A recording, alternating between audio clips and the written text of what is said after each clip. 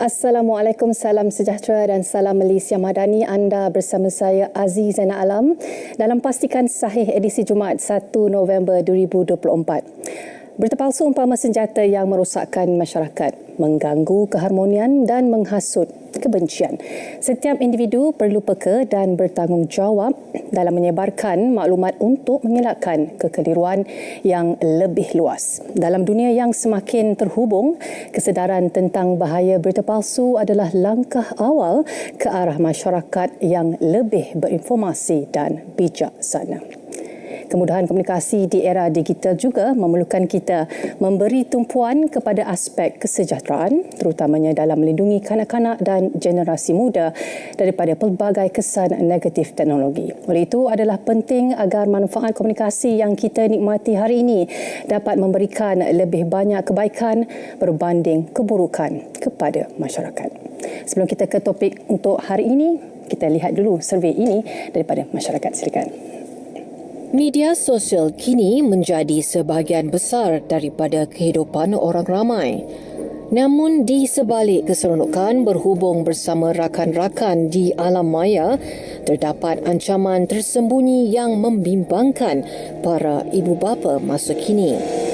Penganton atau groomers menggunakan platform media sosial untuk mendekati dan memanipulasi mangsa, terutamanya kanak-kanak. Mereka berniat menjerat mangsa ke dalam pengantonan seksual atau sexual grooming di samping turut mendedahkan mereka kepada pelbagai bentuk jenayah lain yang berleluasa di media sosial. Lebih menakutkan, dunia maya yang begitu luas membolehkan penganton bersembunyi di sebalik identiti palsu dengan mudah. Taktik mereka yang licik seringkali sukar dikesan oleh kanak-kanak, malah oleh ibu bapa sendiri. Modus operandi lazim yang sering digunakan adalah dengan menyamar sebagai rakan mangsa, menabur janji manis dan dalam beberapa kes menggunakan ancaman untuk meraih kepercayaan mangsa. Polis Diraja Malaysia PDRM sentiasa giat memantau aktiviti seksual groomers ini. Namun, peranan ibu bapa juga amat penting dalam memastikan setiap aktiviti anak-anak di dunia maya berada di bawah pengawasan rapi.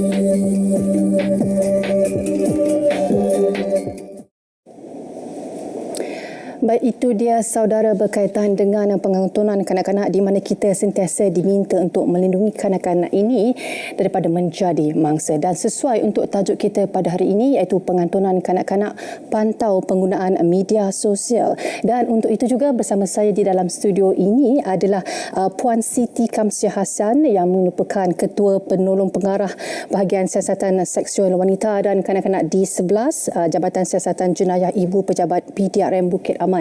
Assalamualaikum, apa khabar Puan Kamsiah hari ini? Waalaikumsalam dan khabar baik. Jadi saya mendapat selepas saya lihat Puan sebagai tetamu saya hari ini, Puan adalah tetamu seperti saya katakan tadi, tetamu pertama wanita saya untuk hari ini. Jadi kita ada girl power sikit dalam studio ini hari ini ya Puan. Jadi kalau kita boleh mulakan kita punya topik hari ini kalau berkaitan dengan pengantonan kanak-kanak. Ramai yang saya pasti tidak begitu faham sebenarnya definisi pengantonan itu. Mungkin Puan boleh berikan penjelasan mengenai isu ini. Baik, sebenarnya di Malaysia ni pengantonan kanak-kanak telah pun ada diperuntukkan di bawah Akta Kesalahan Seksual Terhadap Kanak-kanak 2017, iaitu satu seksyen kesalahan yang khusus di bawah seksyen 12 di mana definisinya adalah seseorang yang berkomunikasi melalui apa-apa kaedah, bermakna sama ada melalui online ataupun offline dengan kanak-kanak dengan tujuan untuk melakukan kesalahan-kesalahan yang berkaitan dengan penyalahgunaan bahan seksual terhadap bahan penganiayaan seksual terhadap kanak-kanak ataupun amang seksual ataupun apa-apa kesalahan yang telah pun dijadualkan di dalam akta tersebut, termasuklah kesalahan-kesalahan rogol, seks luar tabi'i dan juga kes cabul kehormatan. Begitu juga bagi mana-mana orang ataupun mana-mana individu yang membantu untuk melakukan kesalahan terhadap kanak-kanak. Okey. Jadi definisi mudahannya mengatakan bahawa apa sahaja hubungan ataupun orang kata komunikasi yang berbentuk seksual, yang kalau kita lihat sahaja kita boleh tahu secara terus bahawa itu adalah satu konteks yang tidak sesuai untuk kanak-kanak, itu adalah definisi kepada pengantunan kanak-kanak itu sendiri. Betul. Jadi Puan, kita sebenarnya nak tahu juga pengaruh media sosial. Kalau kita tahu media sosial ini adalah sesuatu yang tidak dapat kita elakkan, penggunaannya bukan sahaja kepada orang dewasa, malah kita lihat kanak-kanak seawal usia 3 tahun mungkin sudah pandai mengemudi media sosial itu sendiri, dan serasa sesuai dengan apa yang telah diumumkan baru-baru ini berkaitan dengan satu kes di platform X, kalau tidak silap saya, berkaitan dengan sekumpulan orang yang disyaki terlibat dengan pengantunan kanak-kanak ini. Mungkin Puan boleh ceritakan pengaruh media sosial itu sendiri dalam peningkatan kes pengantunan kanak-kanak ini. Okey, kalau kita tengok masyarakat kita pada hari ini menjadikan media sosial ini sebagai aktiviti yang satu gaya hidup pada mereka. Tak kira sama ada orang dewasa maupun kanak-kanak. Dan terutamanya kanak-kanak lah saya tengok, sebab mereka dilahirkan di zaman ICT, kemajuan ICT dan juga gadget, alat telekomunikasi yang canggih. So di sini pengaruh media sosial terhadap kes-kes pengantunan kanak-kanak ni kita boleh tengok ada beberapa, banyak sebenarnya. Saya bagi contoh beberapa antaranya. Media sosial itu sendiri adalah satu platform yang mudah untuk diakses, ataupun melalui media sosial ini kanak-kanak mudah diakses, mudah dimanipulasi. Jadi tak kira sama ada mereka ni berada di mana, sempadan geografinya. Kanak-kanak ini kalau melalui online, media sosial ini adalah sebagai satu pintu gerbang masuklah untuk membuat capaian kepada kanak-kanak. Jadi mudah bagi cyber predator ini ataupun penjenayah cyber ini untuk mendekati mereka. Dan keduanya adalah di media sosial ini juga terdapatnya bahan-bahan yang berunsur negatif. Dia bukan hanya perkara-perkara negatif, positif, tetapi banyak juga bahan-bahan yang berunsur negatif yang mana kanak-kanak ini mudah membuat capaian. Jadi di platform sebegini, kanak-kanak dia sememangnya yang mempunyai tahap ingin tahu yang tinggi, jadi mereka dengan tahap kematangan mereka yang agak terbatas, jadi menyebabkan mereka ni mudah orang kata mempercayai tanpa melihat kesan dan akibat dia. Mudah dikatakan juga mereka ini keupayaan mereka untuk menilai sesuatu konten itu bersesuaian dengan mereka atau tidak. Kalau bercakap mengenai pengalaman saya sendiri juga, pendedahan kepada satu video itu dia punya cenderung untuk pergi ke video dan video lain tu sangat tinggi. Jadi Puan, sebelum kita teruskan dengan kita punya soalan selepas ini, kita nak lihat juga reaksi penonton ataupun vox pop yang akan dibawakan untuk anda. Silakan.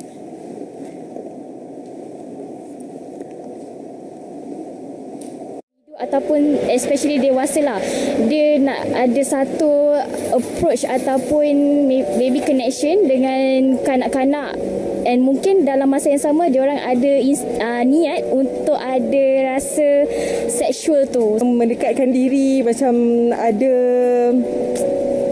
untuk dapatkan kepercayaan diorang lah, untuk membuat sesuatu yang tak elok lah bagi saya. Ia memang tak something yang negatif lah. Child grooming is indecent behavior towards children, like touching or probably maybe dia treat the child macam lebih daripada seorang budak. Tak setuju lah, sebab benda tu bahaya kan untuk zaman sekarang ni. Macam semakin meluaskan social media ni untuk orang ramai, tak kira lah dalam negara luar negara kan. So jadi bahaya lah untuk kanak-kanak daripada usia kecil macam tu untuk ada social media. Tak sesuai kot, sebab itu privacy dia, and end up kalau something happen, benda tu boleh impact dia punya self confidence ke apa ke untuk masa depan. Since saya pun ada anak, so saya rasa saya sendiri pun memang tak akan expose anak-anak saya dekat social media. So saya rasa social media zaman sekarang ni sangat bahaya. So saya rasa lebih baik kita keep in private kita punya social life, and also kita tak patutlah nak expose anak-anak kita terlalu membesarkan anak kita dengan depan kamera. Ikut individu lah. Tapi pada pendapat saya tak berapa setuju sebab kanak-kanak ni masih kecil. So macam kalau kita terlalu expose pun bahaya untuk mereka. And mungkin kita tak tahu niat orang luar ni sometimes tak berniat baik terhadap anak-anak ni. So memang agak merisaukan lah. So bagi saya just keep in private je lah.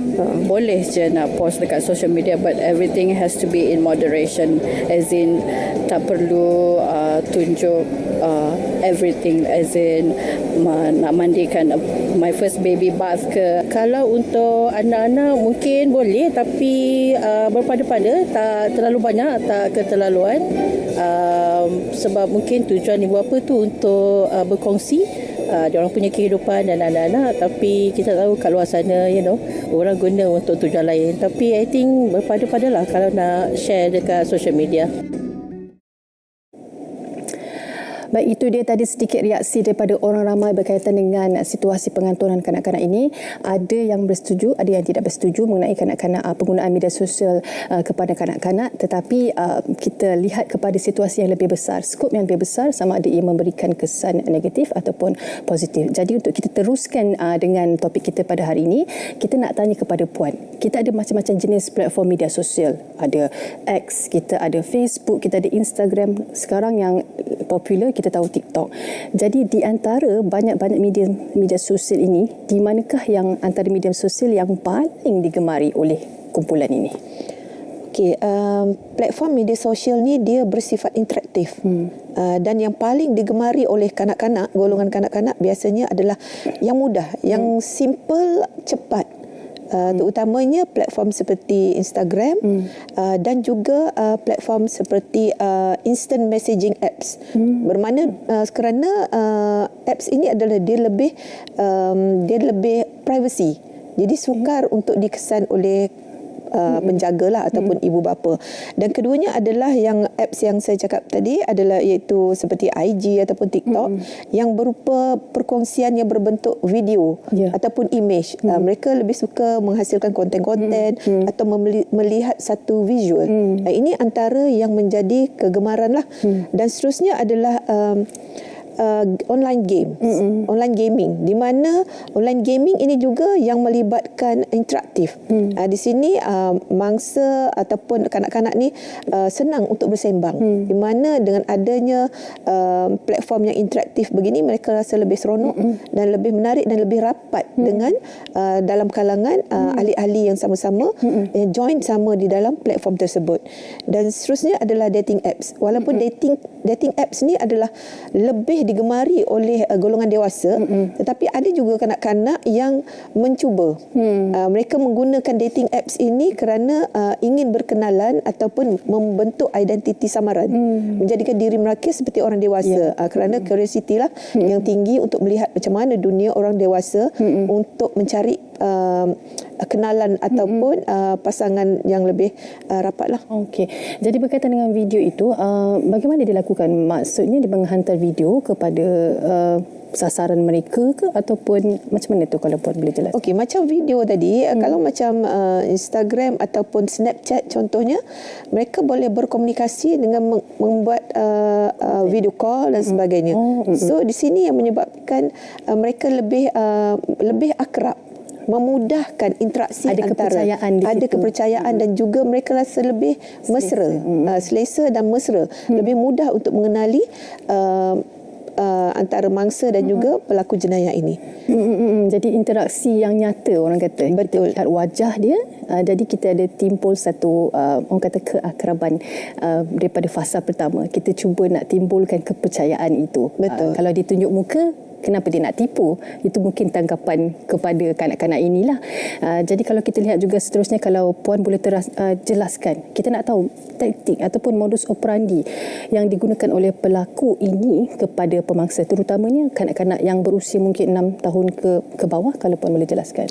Okey, modus operandi yang digunakan oleh pelaku jenayah ataupun cyber predator ni, dia bermatlamatkan adalah untuk mendapatkan kepercayaan mangsa dan juga untuk mengawal, melakukan pengasingan, mengasingkan mangsa ni daripada circle mereka ataupun kelompok biasa mereka, dan juga meraih simpati ataupun menyebabkan mangsa ni rasa bersalah kalau tidak menurut kehendak.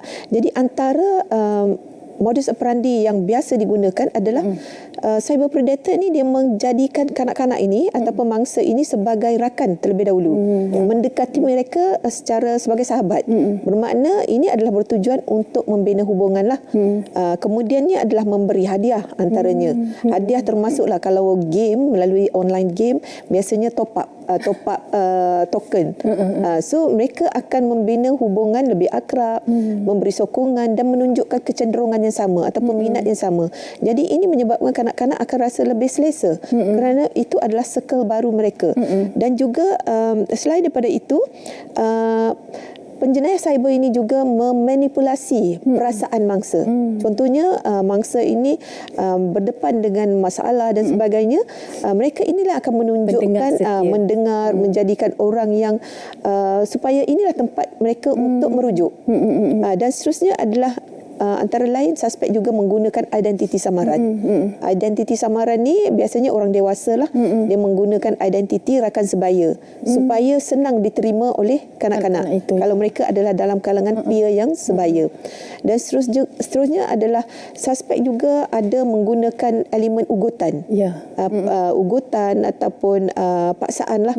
Ini biasanya bagi kes-kes di mana bahan-bahan yang berunsur seksual ataupun mangsa telah pun berkongsi bahan-bahan yang tidak sepatutnya dikongsi, dan ia menjadikan satu senjata kepada pelaku jenayah ini untuk terus mengawal mangsa supaya terus untuk memenuhi apa yang diminta.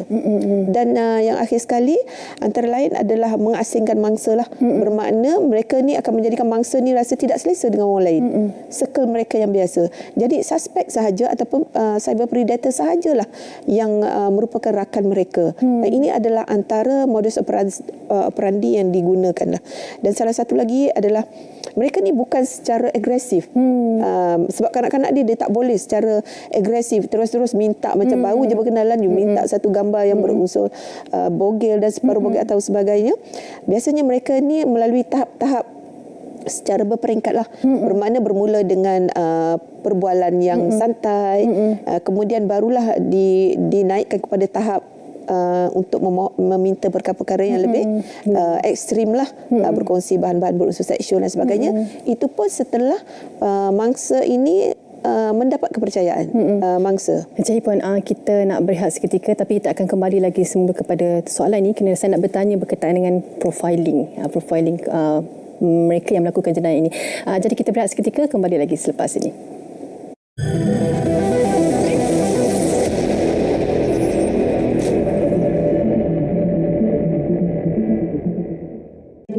Jangan lupa pasport. Awal lagi ni. Tempat biasa, teh tarik, nasi lemak.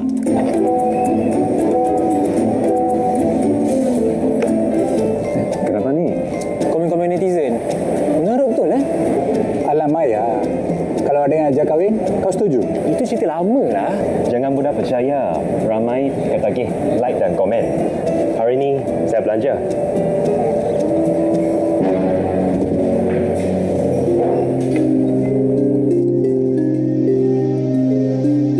Hello, ambulance? Sini ada satu kecemasan. Siapa order ya? Siapa?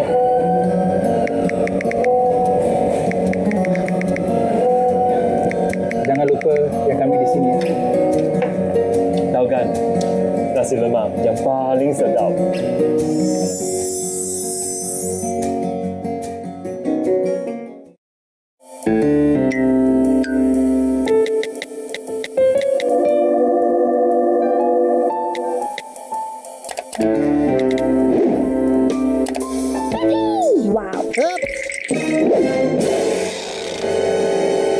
Anak-anak di bawah umur 13 tahun tidak dibenarkan memiliki akaun TikTok, akaun Facebook, akaun Instagram dan mana-mana akaun media sosial yang lain.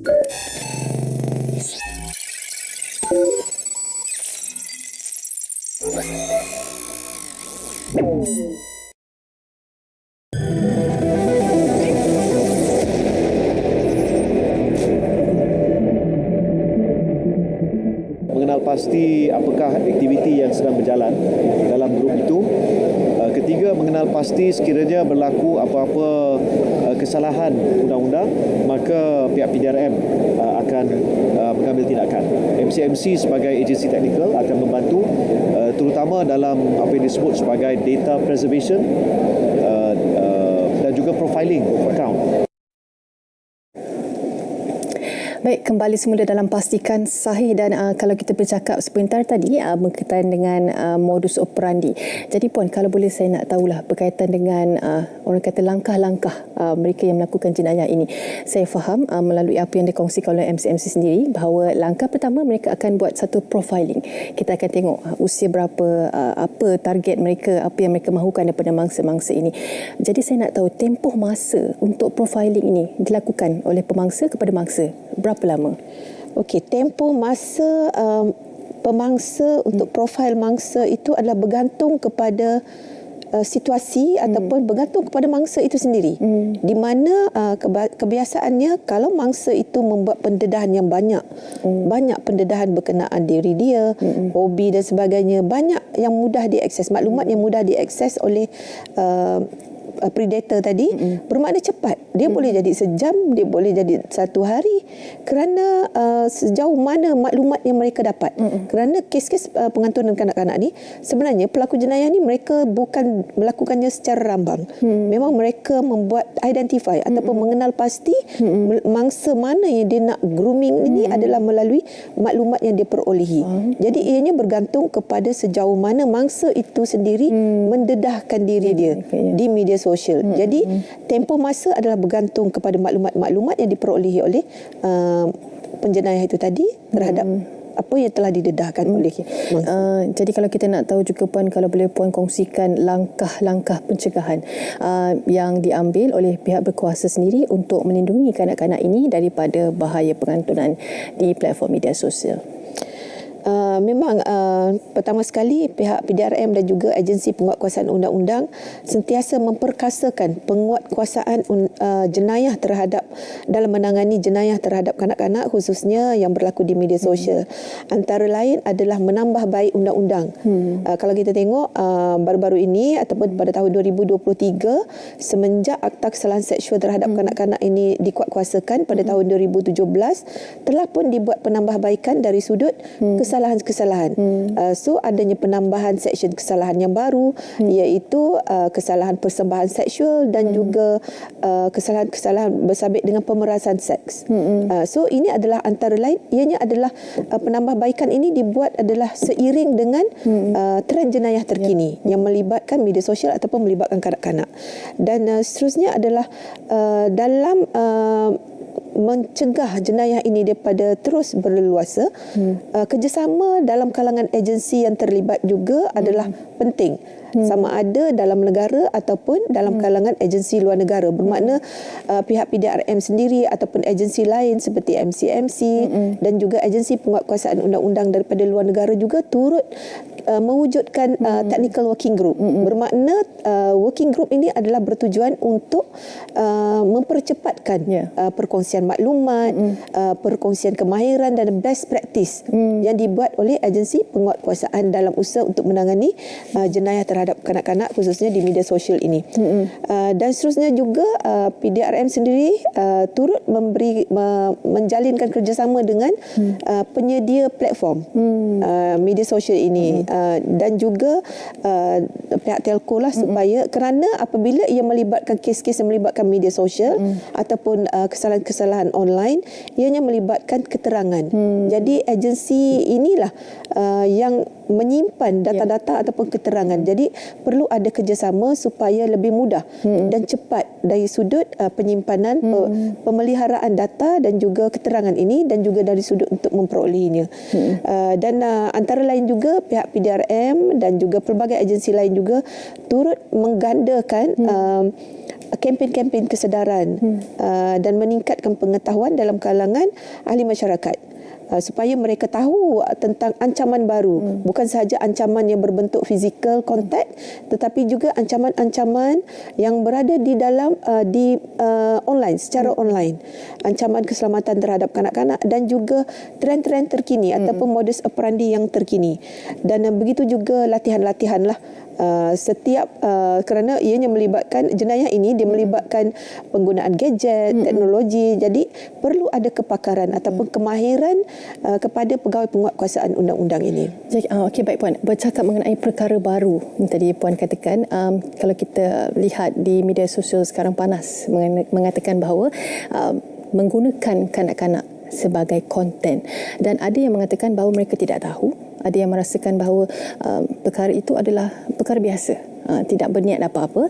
Mungkin Puan ada pandangan yang Puan boleh kongsikan kepada penonton. Okey, kanak-kanak sebagai konten memang dah jadi satu trend masyarakat hari ini, menggunakan untuk tujuan komersial ataupun apa-apa juga tujuan ataupun sekadar ingin menjadikan konten. Jadi di sini sebenarnya nombor satu sekali, kanak-kanak ni kita perlu ingat adalah golongan rentan, golongan yang mudah terjejas, mudah dieksploitasi dan dimanipulasi. Jadi sepatutnya kanak-kanak ini harus dilindungi dari sudut kerana mereka ni tidak mampu untuk melindungi diri mereka sendiri disebabkan oleh faktor kematangan fikiran mereka dan juga kekuatan fizikal mereka. Jadi yang keduanya adalah di bawah terdapat juga implikasi undang-undang.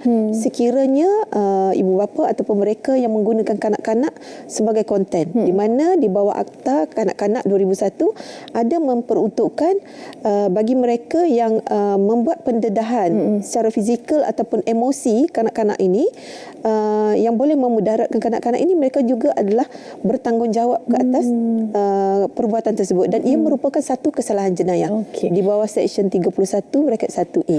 Jadi ada akta yang berkaitan dengan menggunakan konten oleh kanak-kanak sebagai konten yang ibu bapa juga perlu ambil tahu perkara ini, ya Puan. Betul. Jadi Puan, kita ada berbaki sedikit masa je lagi. Mungkin Puan boleh kongsikan pesanan secara ringkas mengenai topik kita hari ini.